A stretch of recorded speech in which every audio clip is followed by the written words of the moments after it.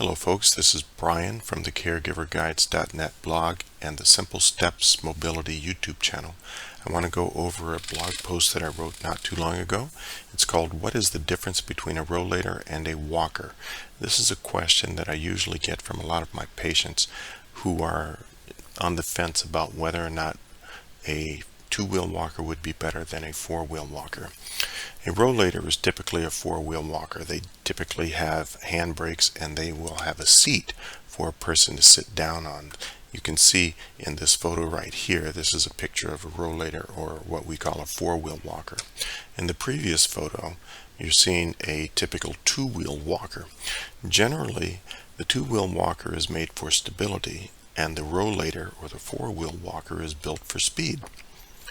Most people who either have a painful leg or legs or a weak leg will generally use a two-wheel walker and will be able to get more support. That's because the two-wheel walker is able to carry a lot more of the body weight of a patient versus a four-wheel walker. A four-wheel walker, the way it's designed, generally you're not able to put all of your body weight through your hands on the walker. Now you can sit on the walker and put all your body weight through it, but generally when you're resting on your hands, the two-wheel walker is going to be better if you need to put a lot of weight through your hands. The four-wheel walker itself is basically, as I tell my patients, it's built for speed.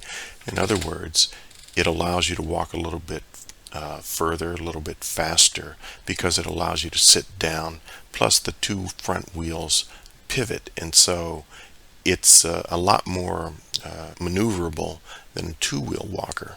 Generally, the people that will use a rollator are those that may have a little bit trouble breathing, such as those with congestive heart failure or COPD, or those folks who are generally deconditioned and need to sit down and rest on their long walks. So that's the main difference between the two-wheel walker and the rollator.